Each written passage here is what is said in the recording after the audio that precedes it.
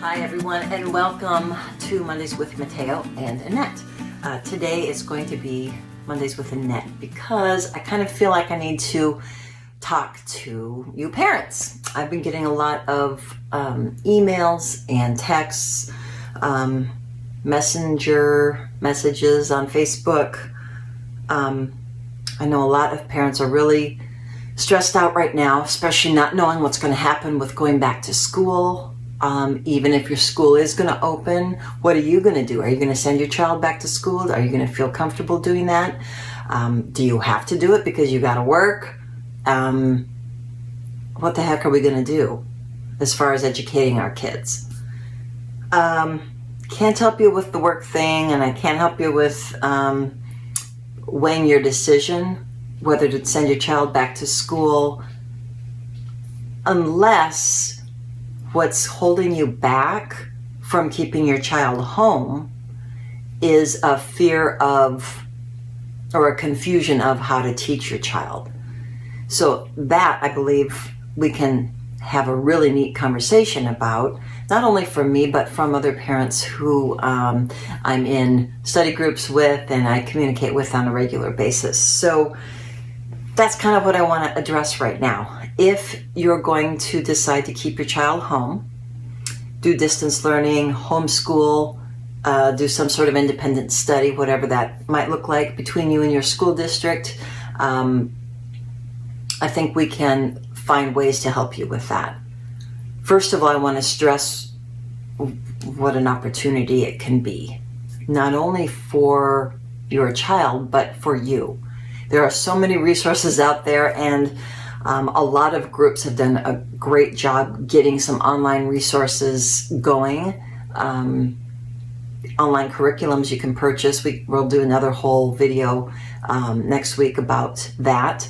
But right now I want to talk about the attitude about making the decision and the actual teaching itself, and how are you going to know and choose to know what your child is comprehending and what they're not. So, when we go to school, we have to take tests, and your child gets graded based on what they can prove to the teacher that they know, right? How else can we judge whether a concept is being learned or not, truly learned and understood by a student? That's a traditional way of knowing if that's the education is happening and sticking.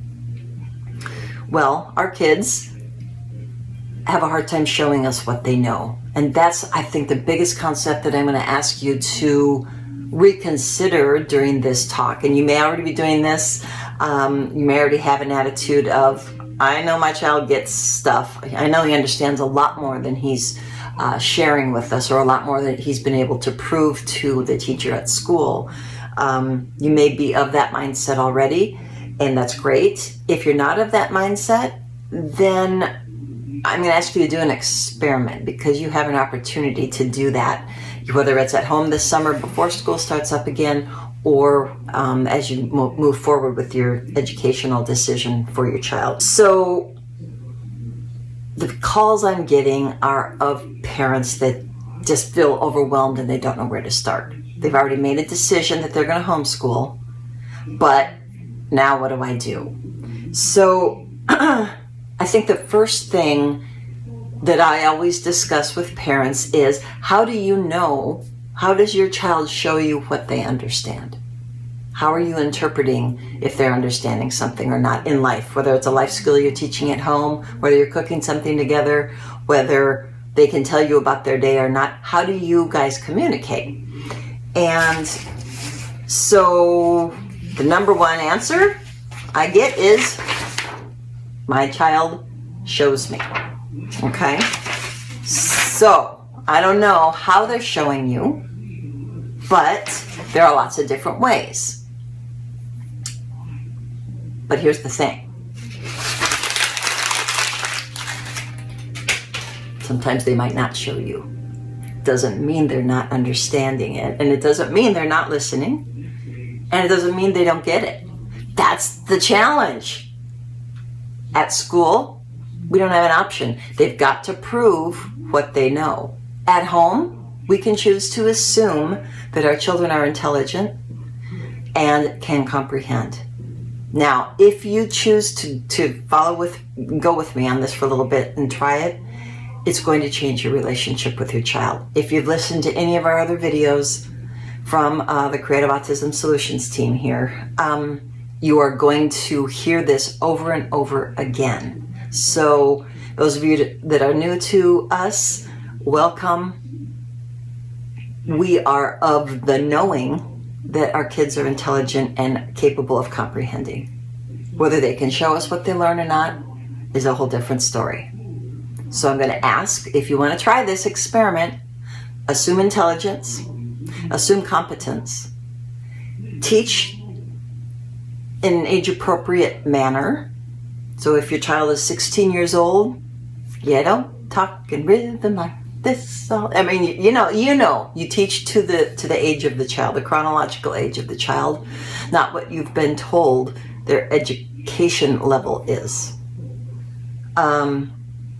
So, yeah, they can't always show us. So you're going to assume intelligence and go. And you're going to teach age-appropriate materials and maybe a step, like a grade level or two below what they would normally be in. Like my son's 16, he would be a junior this year. Maybe I would start him at 9th grade conceptual things, depending on where you're coming from. What kind of education has your child had? He might be 15 years old and never been introduced to algebra or geometry or higher level math at all. So you got to keep that in mind as well. But the best way to find out is to teach them a concept and see how they react. Okay, and it's going to be new for a lot of you too, because sometimes the kids don't want to sit in the chair and learn. Maybe you're going to have to put a bouncy ball, maybe they can sit on a bouncy ball while you're teaching them. I find it best to be in a learning spot. We have basically 2 places. Well, we have a lot more than that now that we've been homeschooling for a number of years. But when Matteo's at the desk in his room, and we got the computer set up, we're doing our letterboarding, I'm doing the teach-ask approach of the education. So I teach a phrase or 2, and then I ask a comprehensive question. And since Matteo can spell with me with the letterboard, he can answer the question, and I see that he's engaged and he's showing me. If your child doesn't have a form of communication that is reliable, then you're going to help them by asking the comprehensive question about the 2 sentences you just taught. So Mahatma Gandhi was a man from India, and he was a really powerful leader of civil rights back in the late 1800s. So who are we talking about? Are we talking about Gandhi, Ghandhi, and you write it on a piece of paper? Or are we talking about Buddha, Buddha? Okay? Then you hold it in front of the child. If the child can point, then they point to Gandhi. If they can't, or they're just going to slap any old thing, it's not reliable at this point, you haven't done it before, then you say, oh, it's Gandhi, and you pick up their hand and you point to Gandhi. And you assume the intelligence. You assume that if they could point, and that is a skill, it is a motor skill that has to be learned, you assume that if they could do that, they would have shown you. And you move on. And you go to the next 2 sentences or 1 sentence, and you ask 1 comprehensive question. Do the same thing. Write 2 choices for them to choose from on the piece of paper. And I've got a whole video on how to do this, plus there's a bunch of other ones we'll link to on the bottom with RPM teachers showing you how to do this if you're interested. But you move on. Now, some people say, well, my child answers verbally, but he just doesn't get it because he doesn't give me the right answer. A yes or no could be a yes or no question, and he doesn't give it to me right, so he doesn't get it. But guess what? Here's another one. See ya. We call it unreliably verbal. So a lot of kids have words and they have access to yes or no and a lot of other words, but doesn't mean that what's coming out of their mouth is what is in here or what they wanted to say.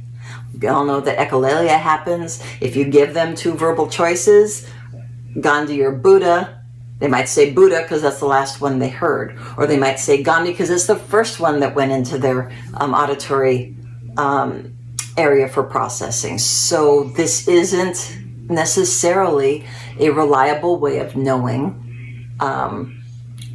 if the child knows the answer or not. So I'm going to ask you to just forget about it for a while and try this method, okay? Just the two choices.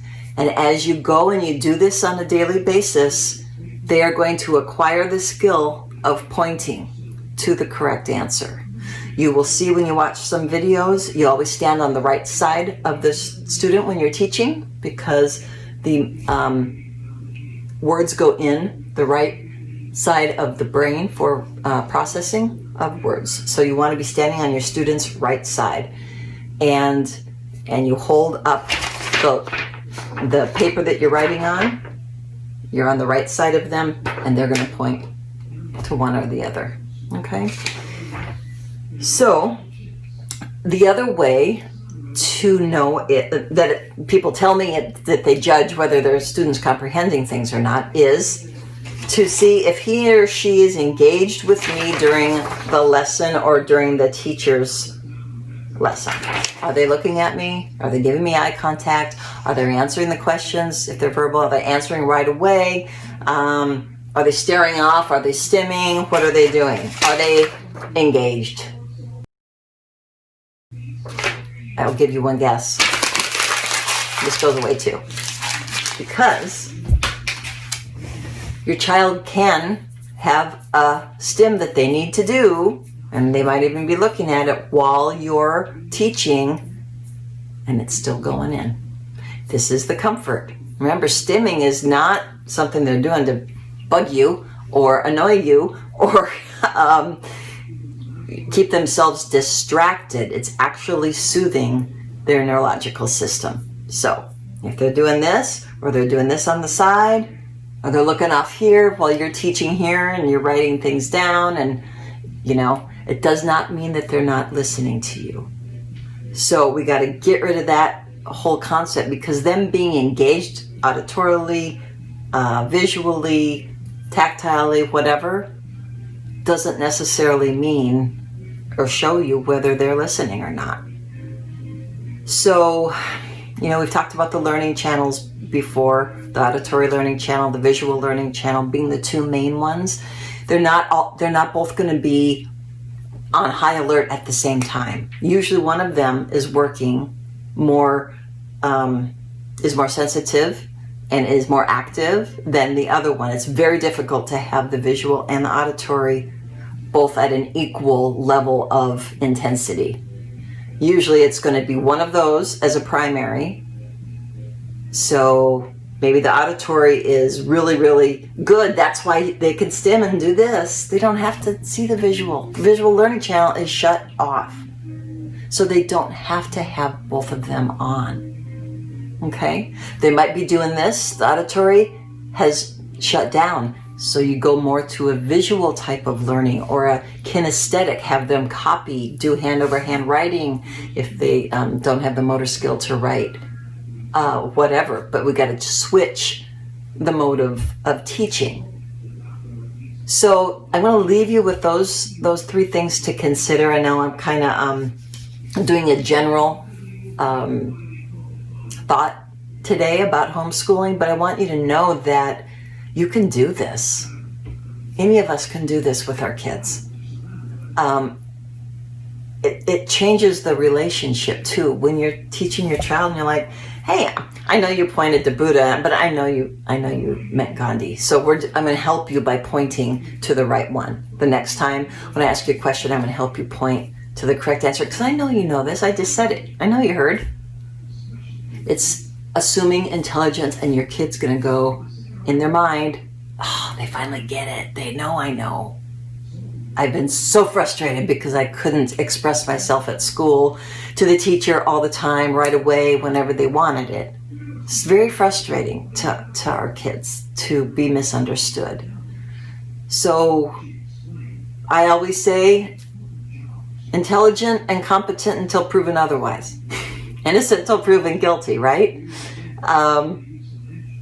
And our kids are forced to prove to us in a way we can understand their intelligence and competence, but it should be the other way around, shouldn't it? Shouldn't we try to get into their world a little bit and see how they can communicate in this society of ours, given their challenges? Why do they have to do what we do? We don't have the same challenges, so how can we have the same expectation of how we live and function? So just a couple things to keep in mind. I'm going to go do a video about resources to help, curriculums that I've found and some other of my friends have found really helpful at home. Kind of go through maybe a typical day with a variety of ideas. I think there'll be some new ideas that you haven't heard of before. So I'll ask you to stay tuned next time if you're interested. And please, if you are homeschooling and you have found a curriculum that is working for you, whether it's a computer, curriculum or books that you love, that your child seems to really be interested in, drop me a note below. Let's start a communication here on YouTube and share this information with each other. Let's have this be a resource center for those of us that want to be teaching our kids at home. All right? You can do it. And I am here if you want to contact me. Send me a message below, contact me on Messenger, or go ahead and send me an email. And you can do that all below. All right? You guys have a beautiful day, and stay cool and stay safe. Thanks for tuning in. Bye-bye.